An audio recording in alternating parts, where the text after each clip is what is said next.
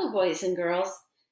Why the Sky is Far Away is the last book in this set of folk tales that you've been listening to. It was retold by Mary Joan Gerson and illustrated by Carla Galemb. This story was first told over 500 years ago by the Bini people in Nigeria. Nigeria is a country in Africa.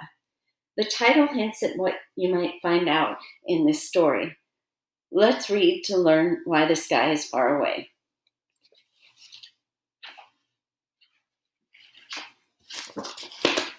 In the beginning, sky was very close to the earth.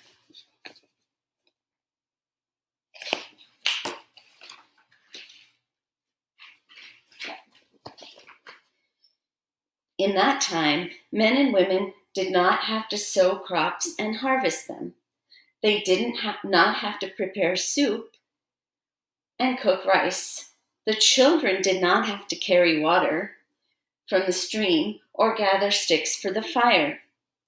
Anybody who was hungry just reached up and took a piece of the sky and ate it.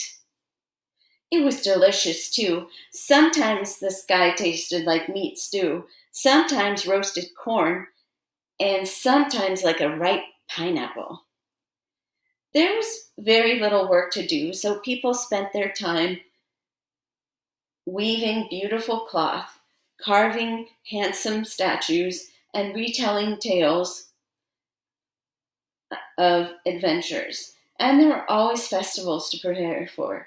The musicians practiced, the mask makers carved their masks in secret, and everywhere the children watched the preparations in wonder.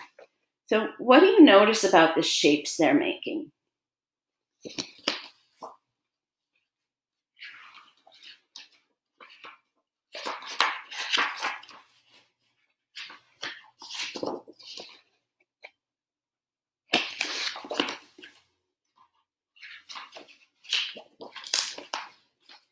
The king of the land was called the Oba, and his court was magnificent. At the royal palace was a team of servants whose only work was to cut and shape the sky for ceremonies.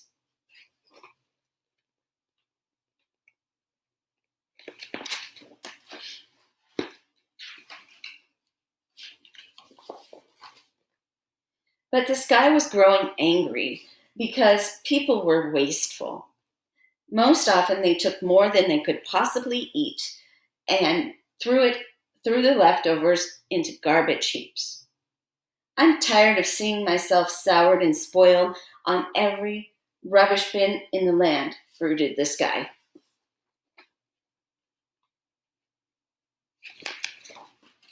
The sky is getting angry. So one morning at sunrise, the sky turned very dark. Thick black clouds gathered over Oba's palace, and a great voice boomed out from above.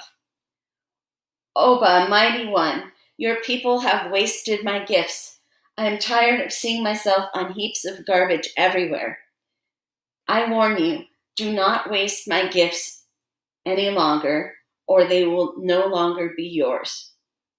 The Oba, in terror, sent messages carrying the sky's warning to every corner of the land, and in every village, people were told about the sky's unhappiness. The children were warned never to take a piece of sky unless they were truly hungry. So, the sky is angry, right? What do you think about how people are treating the sky?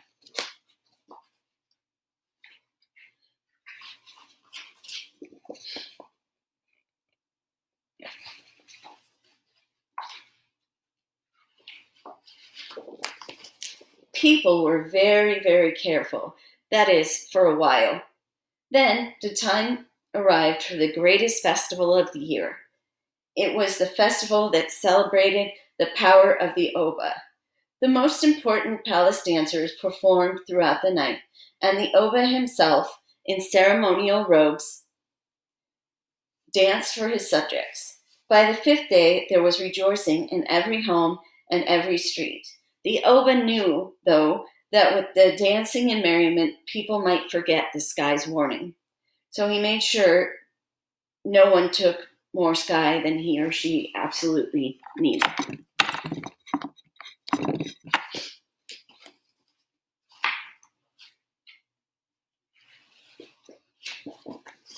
Now, there was a woman in this kingdom who was never satisfied. She could barely move when she wore all the weighty necklaces that her husband had bought her, but she still craved more necklaces. She had 11 children of her own, but she felt her house was empty. And most of all, Adis loved to eat.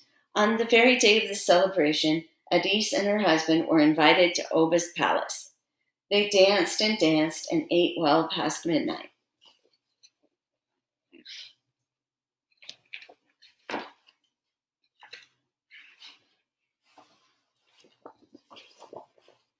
What an evening it was, Adis thought later, standing in her own garden again.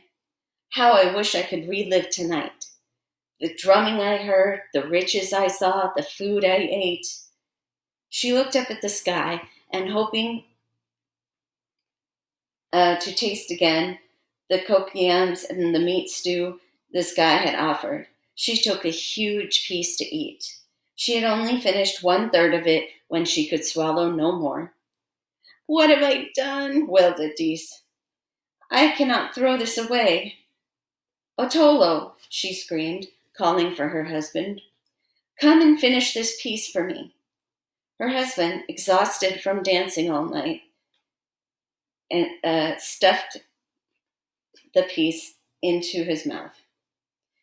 Well, with all he had eaten, he could only take 2 bites. Wake the children, he screamed at Adis. Now the children had spent all night at a masquerade and a party after their dinner, and most of them were still too full to nibble at their mother's piece of sky.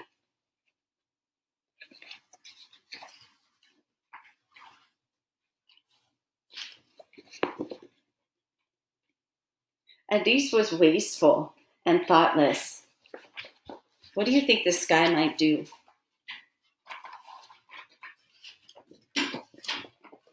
The neighbors were called, and the neighbors' neighbors were called, but Adis still held in her hand a big chunk of sky.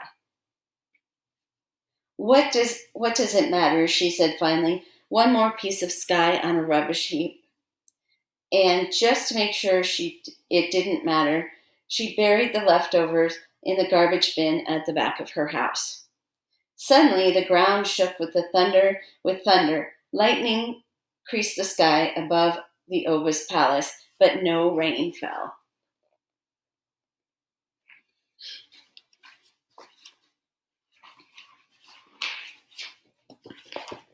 Oba, mighty one, boomed a voice from above. Your people have not treated me with respect. Now I will leave you and move far away. But what will we eat? Cried the Oba. How will we live?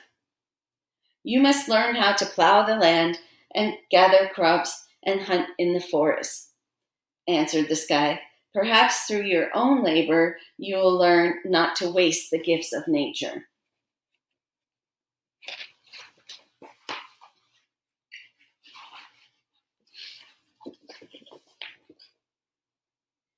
No one in the land slept very well that night. The rising sun uncovered the heads of men and women and children, peering over rooftops and through windows, straining to see if the sky had really left them. It had sailed upward, far out of their reach.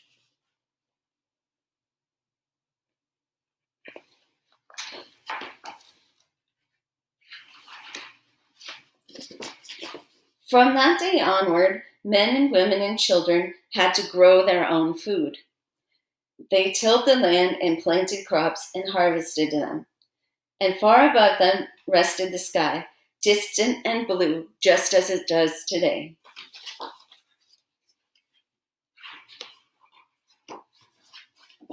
This story is at least 500 years old. It was first told in Bini, in the language of the Bini tribe of Nigeria, which has existed for more than 800 years. The Bini people live today, along with many other tribes, in what is now known in the country of Nigeria. How interesting it is that the Biri people long ago began teaching their children to respect the earth and the sky. Today we are very concerned about caring for our planet. We now see, as the wise Biri did then, that the future of nature and its gifts rest in our hands. Are you surprised what the sky did? Now you know why the sky is far away from this story.